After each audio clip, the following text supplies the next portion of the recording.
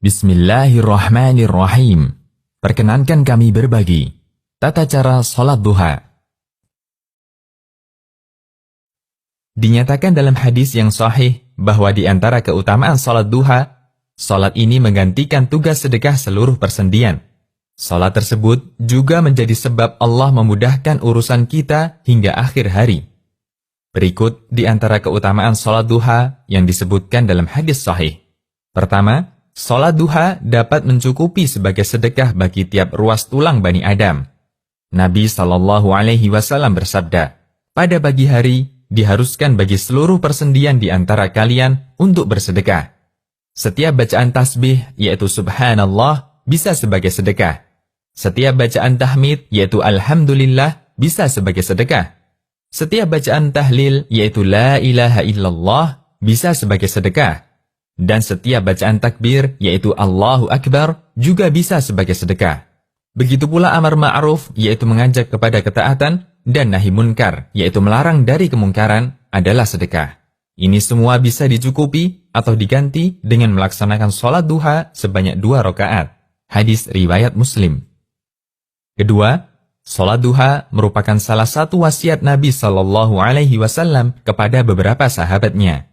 Di antaranya Abu Hurairah radhiyallahu anhu, beliau pernah mengatakan, kekasihku yaitu Nabi Muhammad SAW mewasiatkan kepadaku untuk berpuasa 3 hari dalam tiap bulan, melakukan 2 rakaat sholat duha, dan melakukan sholat witir sebelum tidur.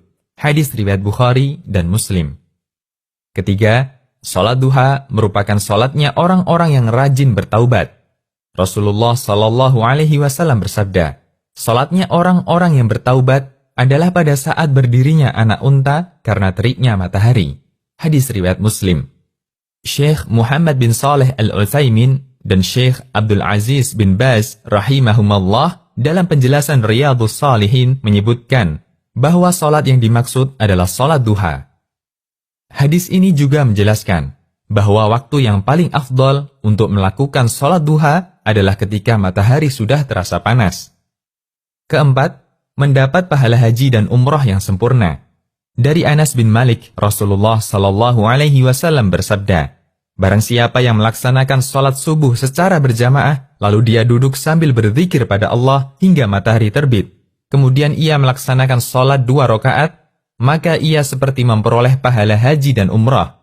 Beliau pun bersabda, pahala yang sempurna, sempurna, dan sempurna. Hadis riwayat Tirmidzi dan dihasankan Syekh Al-Albani. Kelima, termasuk sholat awwabin, yaitu orang yang rajin bertaubat.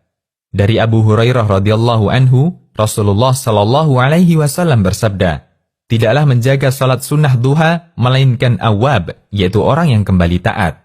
Inilah sholat awwabin. Hadis riwayat Ibnu Khuzaimah, dihasankan oleh Syekh Al-Albani.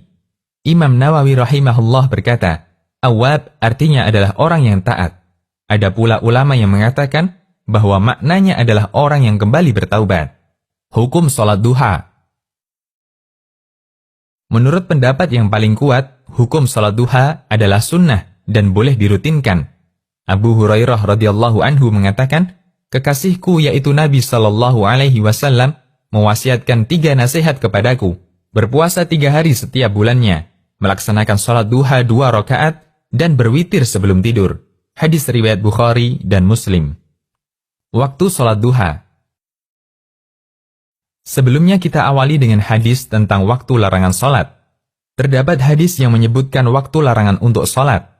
Dari Uqbah bin Amir radhiyallahu anhu, dia berkata, ada 3 waktu di mana Nabi SAW melarang kami untuk melaksanakan sholat di 3 waktu tersebut, atau menguburkan jenazah kami. Ketika matahari terbit sampai tinggi, ketika seseorang berdiri di tengah bayangannya sampai matahari tergelincir, dan ketika matahari miring hendak tenggelam sampai benar-benar tenggelam. Hadis riwayat Muslim. Pada hadis di atas, ada 2 waktu yang mengapit waktu duha. 1, ketika matahari terbit sampai tinggi.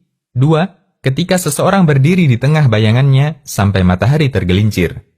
Ketika matahari sudah terbit, mulai kapan sholat duha sudah boleh dilaksanakan? Apakah tepat setelah terbit, ataukah ditunggu sampai agak tinggi? Ulama berbeda pendapat mengenai waktu mulainya sholat duha. Sebagian ulama Syafi'iyah berpendapat bahwa waktu mulai